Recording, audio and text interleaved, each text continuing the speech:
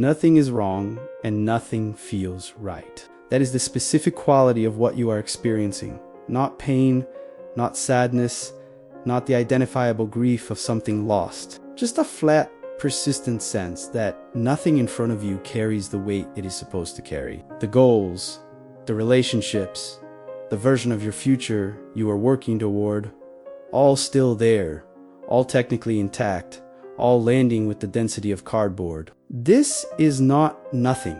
This is a signal. If that description is more accurate than anything you've been able to say yourself, hit like. This was made for you. Here is what the feeling of pointlessness actually is. Beneath a surface symptom that looks like depression, nihilism, or simple exhaustion, and why the word most people put on it is wrong. Meaning is not a fixed feature of the world. It is a structure, a system of significance that a person builds, mostly unconsciously, mostly early, that organizes their experience into something navigable. This matters, that doesn't. This is worth pursuing, that isn't.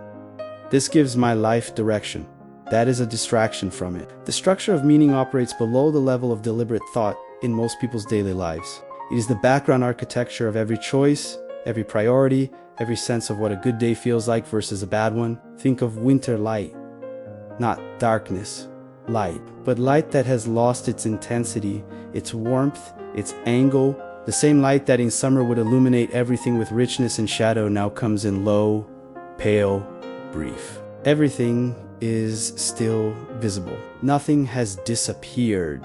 But the world has a stripped quality, the lushness gone, the color reduced, the saturation pulled back to reveal the underlying structure beneath the growth. The trees are not dead. The earth is not barren, but the ornamentation is gone, and what remains is the bare form of things, the skeleton of the landscape without the fullness that usually covers it. The feeling of pointlessness is the winter light of meaning, the lush ornamentation of your old meaning structure.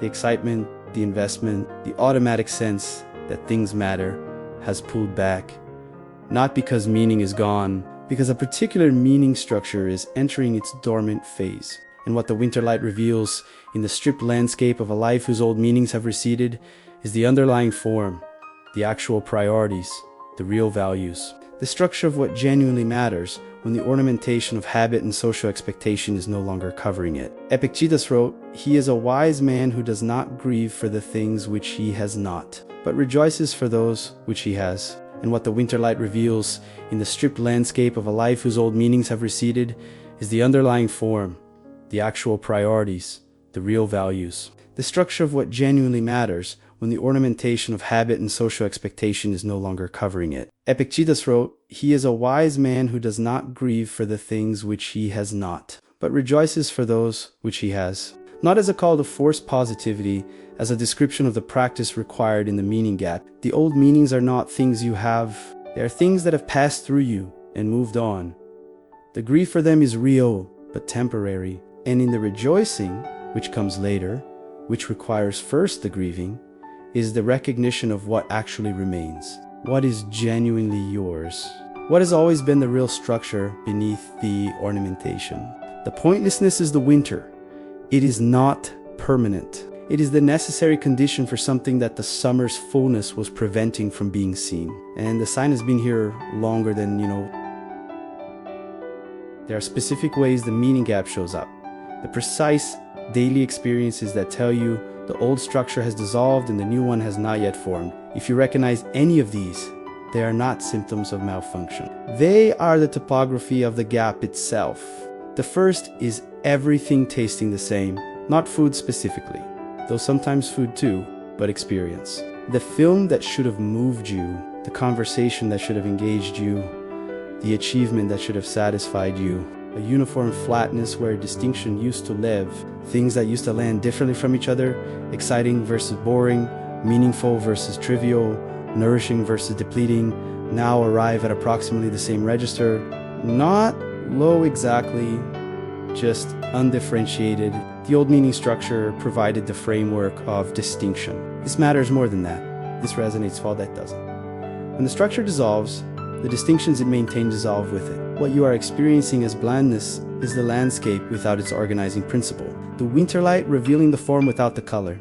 The second is being unable to imagine a future version of yourself that you actually want to become, not failure to plan a deeper absence. When you try to picture the person you are working toward, the image doesn't generate any pull. The goals that used to function as directions, the career milestone, the relationship model, the version of your life that once felt like a destination, produce nothing when you turn toward them. Not resistance, not grief, simply no response. This is because the future self that those goals were pointing toward belonged to the old meaning structure. That structure has dissolved, and you have not yet assembled the new one that will generate a new future self worth moving toward. The gap between those two structures is where you are standing now. The third is finding that the things which used to give your life meaning now feel like costumes rather than causes. The work that used to feel like a calling, the identity that used to feel like a truth, the role you played that used to feel like a genuine expression of who you were. You still show up to these things. You perform them competently. But from the inside, they have the quality of a role rather than a reality, something you put on rather than something you inhabit. This is not cynicism, it is accurate perception. The costume was always partly a costume. The winter light is simply stripping back the narrative that made it feel like more. The fourth is a strange new honesty that arrives without distress. You find yourself saying, "I don't know," and meaning it. It doesn't matter, and feeling it as a genuine assessment rather than defeat. I don't care without the anxiety that used to accompany the admission. The evaluative certainty that the old meaning structure provided, knowing what you wanted, what mattered, what was worth pursuing, has given way to a genuine suspension of judgment. Not apathy, not giving up. A temporary but authentic, "I don't know yet." That feels, when you sit with it, less like loss and more like honesty. That honesty is the ground clearing. It is the winter revealing what was actually there beneath the ornamentation. But here is what no one tells you about what comes next. There is a specific fear inside the pointlessness that most people do not name directly because naming it would make it more real. It is not the fear that nothing will ever matter again. It is the fear that the things that used to matter were not real to begin with. That the meaning you built your life around was constructed rather than discovered. That you were not living toward something genuine but toward a convincing fiction. And now that the fiction has worn thin, there is nothing underneath it. This fear is the meaning gap speaking, and it is partially right. Some of the old meaning was constructed. Some of it was assembled from other people's priorities, absorbed from the social environment, inherited from the version of your life that was designed to be acceptable rather than true. The dissolution of that constructed meaning is not a catastrophe. It is honesty arriving after a long delay. But the fear is wrong about the second part. There is something underneath, not yet visible, not yet formed, but there. Epictetus understood this from the position of someone who had genuinely lost almost everything external that meaning is usually attached to: his freedom, his mobility, his status, his possessions, gone. And what remained, what he built his entire philosophy from, was the recognition that the interior life, the capacity to perceive, to choose a response, to orient towards something genuinely valued, cannot be taken, only abandoned, and it is only abandoned when the person, terrified of the gap, reaches for the nearest available meaning structure rather than waiting for the real one to form. Here is something to do right now. Do not try to find a new meaning to replace the old one. Do not reach for motivation, inspiration, or a new goal to give the flatness direction. Instead, sit with one question for 60 seconds. In the moments when the flatness lifts, even briefly, even slightly, what is it that lifts it? Not what should lift it. Not what used to lift it. What actually in practice, in the specific moments of your actual life, produces a flicker of genuine interest rather than performed engagement. That flicker is the first form of the new meaning structure. It is small, it is inconsistent, but it is how, and real is where the new structure will be built from. This is when everything begins to shift. You came into this video with a word for it. That word was wrong. Not wrong as in inaccurate about the symptom, the flatness, the point. The inability to access genuine investment in the life in front of you are all real wrong as a diagnosis. The word you were using pointed toward a problem requiring a solution. What you are in is not a problem. It is a season. And seasons are not solved. They are moved through with the appropriate orientation for what the season requires.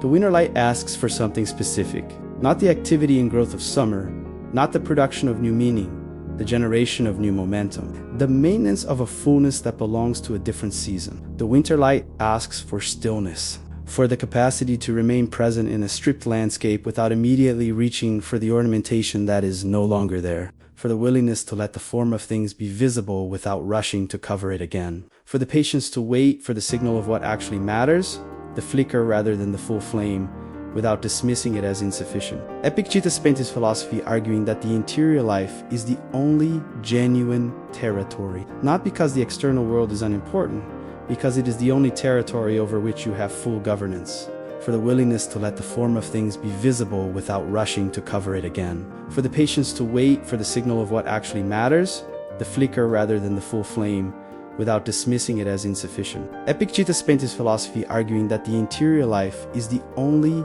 genuine territory, not because the external world is unimportant, because it is the only territory over which you have full governance. The pointlessness is not the absence of meaning. It is the space between two meaning structures, one that served the person you were and has dissolved with them, and one that will serve the person you are becoming and has not yet fully formed. The winter light is not the light of permanent winter. It is the specific, stripped, clarifying light of the season before the growth returns. And the growth that comes after winter light has done its work is not the same growth as before. It is built on ground that has been genuinely cleared. Everything felt pointless. That was the sign it was beginning. If this named what you have been living inside, write in the comments. I'm in the meaning gap. Let's see how many of us are waiting in the same winter light right now. If Noctivus is new to you, subscribe. Every video here is made for the person in the space between what was and what is coming. The next one continues from exactly where the winter light leads. Don't leave the gap before the ground is ready.